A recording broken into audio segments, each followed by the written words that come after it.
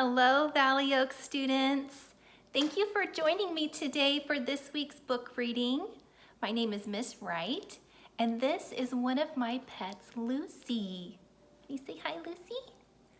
Our story this week is about a boy named Louis and his mysterious pet. But before we begin reading today, I would like to announce the names of those students who met their AR goals this last week. All right, so I'm gonna put Lucy down and we're gonna read those names off. All right, I'd like to congratulate these students, and I apologize if I pronounce your name incorrectly. Rory Basta, Aubrey Botts, Owen Botts, Blake Monge, Samantha Force, Rebecca Pete, Evan Henthorn, Wyatt Richards, Ashley Hernandez Bravo, Naylee Hernandez, Ethan Hernandez, Max Morelos, Liam Cheney Nera, Lucas Cheney Nera, Abigail Cleveland, Emma Cleveland, Bella LaGrama, Ethan Martinez, Haley Martinez, Luke Cotton, Caden Lapardo, Landon Anton Giovanni, Liberty Anton Giovanni, Lila Anton Giovanni, Araya Smith, Brody Smith, Ashley Willis, Samantha Willis, Conrad Bema, Liam Maxwell, Eva Latre, Race Treed, Emma Hunt, Caitlin Spivey, and Michael Tillery. That was 35 students. So congratulations to all of you. And let's just continue to meet those goals every week. All right, let's get into our book today. So, as I told you, we're gonna be reading about Louis and his mysterious pet. The name of our book today is The Mysterious Tadpole by Steve Kellogg. He's both the author and the illustrator of this book. All right, let's check it out. The Mysterious Tadpole. Look at those amazing illustrations.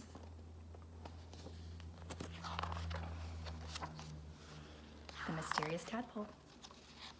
I wonder what's so mysterious about this tadpole. Let's check it out.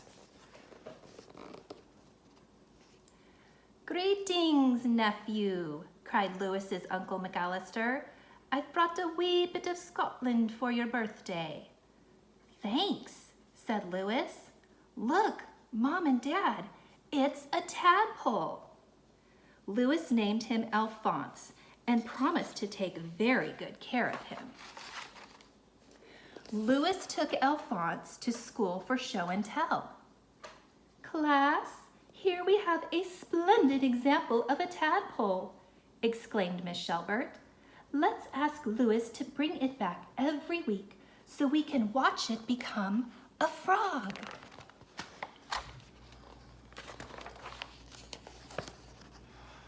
Miss Shelbert was amazed to see how quickly Alphonse grew.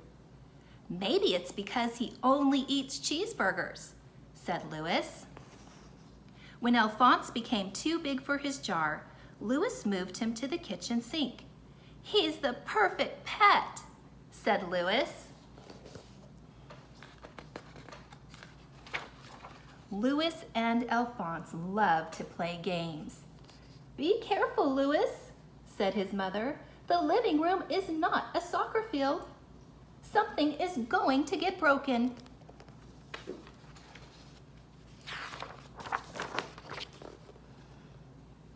And she was right. The same day, the soccer ball slammed into Aunt Tabitha's antique lamp. "This tadpole is out of control," said Louis's mother. "Something must be done." "It won't happen again," promised Louis. "I'll take Alphonse to obedience school." The only animals at the obedience school were dogs. Some of their owners stared at Alphonse suspiciously. "Pretend you're a dog," whispered Louis. Alphonse tried to bark, but it sounded like a burp.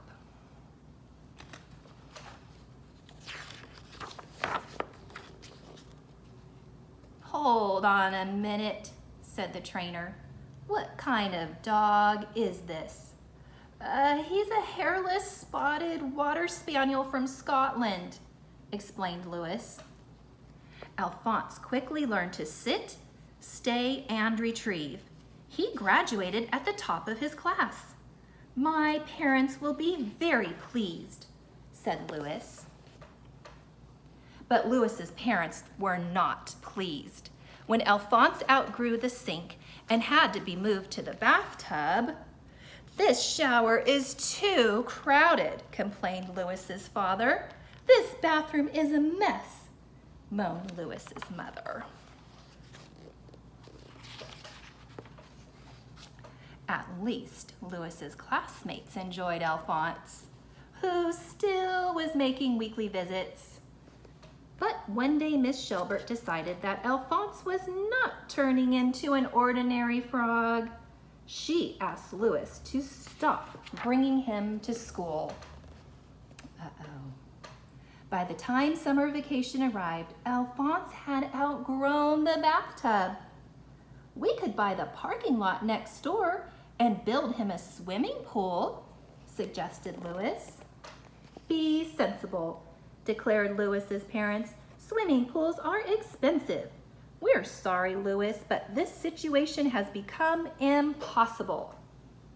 Tomorrow you will have to take your tadpole to the zoo." "But I can't put my friend in a cage," cried Lewis.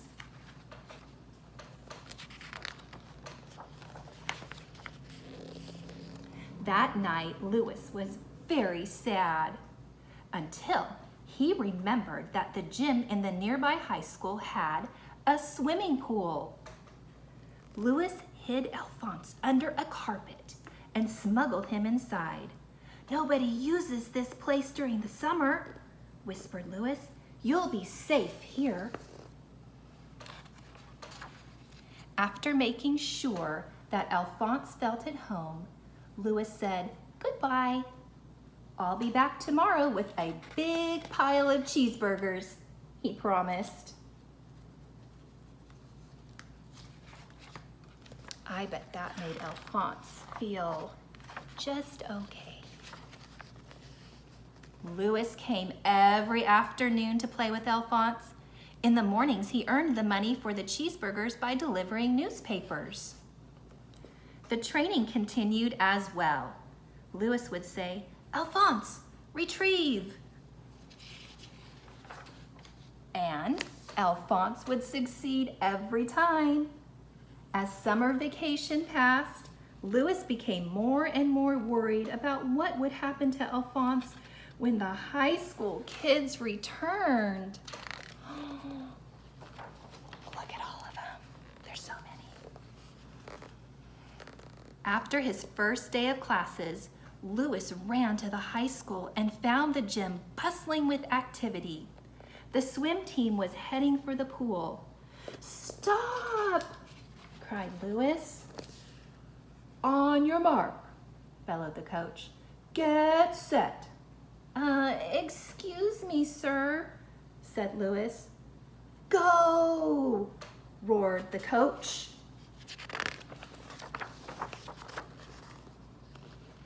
Alphonse rose to the surface to welcome the swimmers. "It's a submarine from another planet," shrieked the coach. "Call the police. Call the Navy." "No, it's only a tadpole," said Lewis.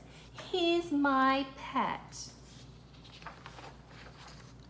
The coach was upset and confused. "You have until tomorrow," he cried, "to get that creature out of the pool." Lewis telephoned his friend Miss Severs, the librarian, and asked her for help. "I'll be right there," she said. Miss Severs rushed to meet Lewis at the high school. When she saw Alphonse, she was so startled that she dropped her purse into the water. "Retrieve," said Lewis, and Alphonse did. "Where did this astounding animal come from?" cried Miss Severs. "He was a birthday gift from my uncle," Lewis replied. Miss Severs telephoned Uncle McAllister. "Oh, the wee tadpole," he said. "Why, he came from the lake nearby. It's the one folks call Loch Ness." "Brace yourself, Louis," Miss Severs said. "I believe your uncle found the Loch Ness monster." "I don't care," cried Louis. "Alphonse is my friend and I love him." He pleaded with Miss Severs to help him raise enough money to buy the parking lot so he could build a big swimming pool for Louis. Suddenly, Miss Severs had an idea. "Long ago, a pirate ship sank in the harbor," she said. "No one has ever been able to find it or its treasure chest. But perhaps we can." The next morning, they drove to the harbor and rented a boat. "This is a treasure chest," cried Louis. "Retrieve!" And Alphonse disappeared under the water. Look at him. He's a good swimmer. And returned with the chest. It was filled with gold and jewels. "Let's buy the parking lot and get to work," cried Miss Severs. Louis's parents were shocked to see a construction crew in the parking lot. "Louis," they cried, "what in the world is going on here?"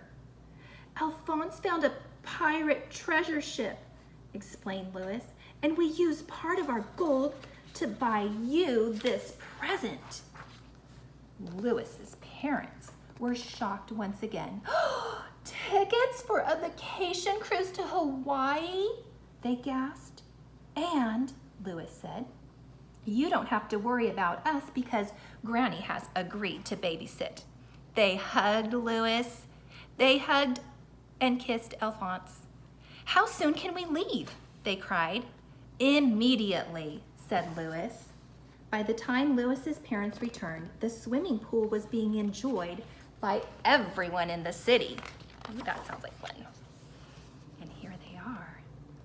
Look at all of the fun they're having.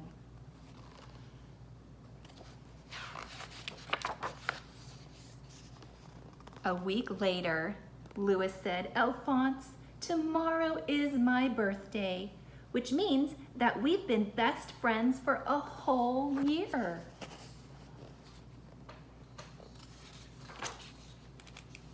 The next day, Uncle McAllister arrived for the party. "Greetings, Louis, my lad," he exclaimed.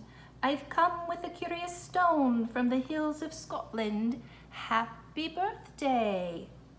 "Wow, thanks," said Louis. Suddenly, the stone began to tremble and crack.